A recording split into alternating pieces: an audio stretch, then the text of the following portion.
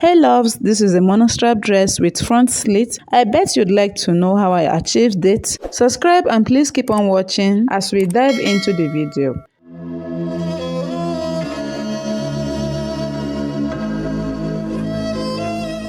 So guys, in continuation with the last video, you can see that I've already aligned my pieces on the work table and I already cut out my lining piece, as you can see, and then I went ahead to pin it on the sewing allowance that we're going to use and join the slit. This is how it looks like on the front side. Okay, so because we are going to be using a bias strip to line out the slit, I'm going to be fixing a bias here, but in case you are not using a bias, go ahead and stitch it this way together. Okay, that way you can have your slit looking so plain there, but because I want to add a bias there, I'm going to be trimming out 1 inch away from it, from the joining allowance. In our last video, I gave 1.5 inch sewing allowance. Now I'm taking away 1 inch and I'm going to be leaving just 1/2 inch to use it for the slit. Okay, just in case you don't want to use bias, go ahead and stitch it without cutting out the sewing allowance. Now this is what it looks like after I was done removing the 1 inch excesses. You can see the upper part, the dart is already taking shape.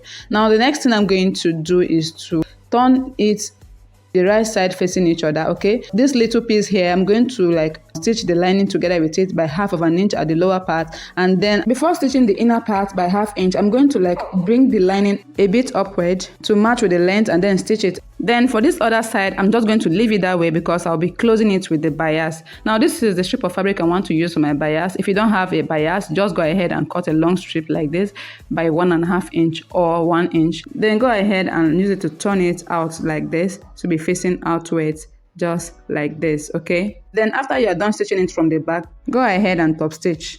I'm going to show you how to do that later on. First of all, I'll go ahead and just turn this inside out. Now this is what I had after I was done stitching the lining to the fabric. This is how the little piece looks like. You can see that the sewing allowances are inside and the lower part is also looking very nice. Now I'll go ahead and set this aside and work on this part. I've gone ahead to turn the outer part like this, just to look like the other side. And next I'm going to do now is to work on this part where I'll be fixing the bias. So I'll go ahead and place them this way with the other side slightly on top of it and then fix my dart. In order to fix your dart, what you need to do is just to set this part aside and then get your bias strip or your long piece of fabric. And the next thing you're going to do is to turn your pattern this way with the wrong side facing up. Place your strip of fabric on top of it, also with the wrong side facing up. You're going to be stitching it with the 1/2 inch allowance we kept. And after you're done doing that, go ahead and turn it to the right side and top stitch. So guys, this is what I had after I was done stitching it from the back. Go ahead and iron it to fold over this way, like this. Okay, so this is the 1/2 inch allowance I gave, and I also gave excesses there. I folded it on the lower part so I can be able to have a nice finishing around there. So you're going to roll your piece of fabric twice this way from the back and then just stitch it with your sewing machine. You're going to run a stitch from the upper part down to the end of the length. Okay. Now this is what I had after I was done top stitching on the bias. You can see how beautiful it's looking like. So the next thing I'm going to do now is just to slightly place it on top of the other piece that is there. I'm going to layer it by 1/2 inch. So let me just trim this out for now. I'm going to layer it by 1/2 inch, likely to cover it a little bit, not that much, just about 1/2 inch. So that 1/2 inch is serving as our stitched dart. Okay, so there's a dart at the top of the skirt which was supposed to sit there if we didn't add any slit. So I'm going to measure the depth of the slit. Okay, and then the remaining part is what we are going to leave unstitched. So just pick the length at which you want your slit to stop at and then pin it down with your pins before stitching it down on the sewing machine. I'll stitch the other side of the dart and stitch the back piece as well. This is how the back piece looks like. I've gone ahead to close it from the top all the way to the length. The only part I left open is the zipper area, the part where I'm going to be inserting my zipper. And the chalk line you are seeing there is going to be erased. It was just a template which I used to get the slit for the front since I didn't use a pattern paper. So now this is what it looks like from the back. I've gone ahead to close the remaining opening for the back of the skirt. I'm going to be fixing my zipper later on after fixing my dart as well. So I'll fix my dart for the back, and then this is what it looks like after fixing it at the waistline with the upper part we did in part 1 of this video. And I've stitched my zipper already.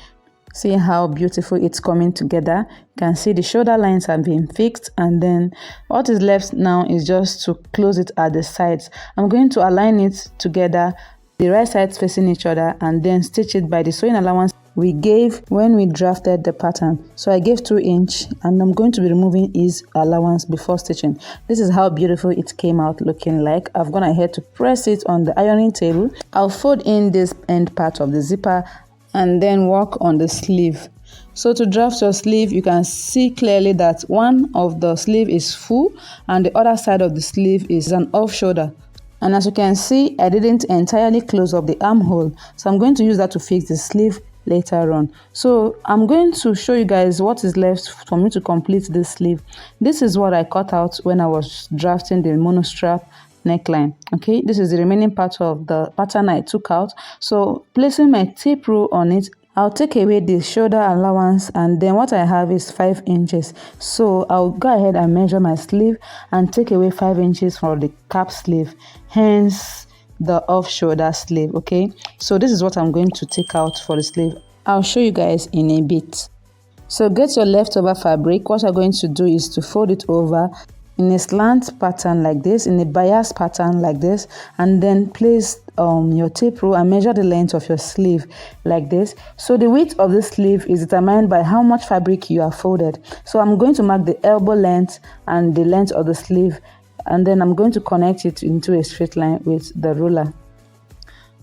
After doing that, I'll go ahead now and start measuring the basic sleeve from there. So I'll go ahead and mark my 5 inches for the standard for the cap sleeve. I marked a line there, and on that line I'm going to measure half of my armhole measurement, okay, which is 8 inches, and also 1 inch for the joining allowance. And after doing that, I'm just going to curve it normally the way we have our sleeve, just like this. So here's the starting line, and this is the armhole. Next thing I'm going to do now is just to extend this line all the way down to the length of the sleeve. It's a flare sleeve, okay, somewhat looking like a bell sleeve. I'm just going to use my pants curve to curve it out like this. So you might want to leave it straight, but for me, I prefer giving it a little curve in at that point. And then I'm just going to draw out a line to determine the length. So for the length, I have about 24 inches.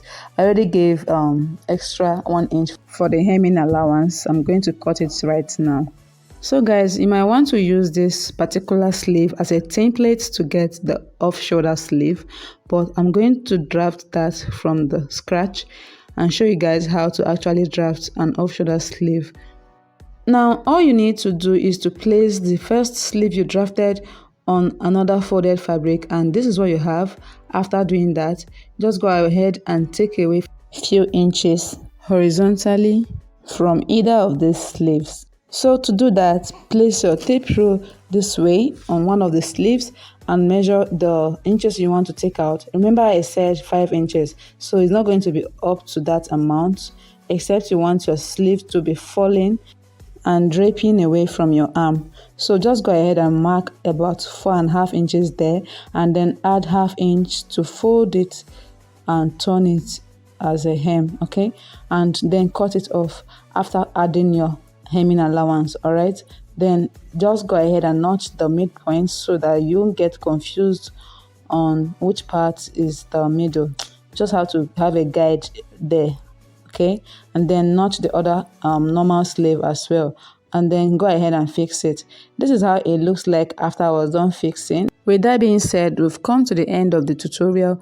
Please remember to hit the subscribe button and tap on the notification bell. Bye for now.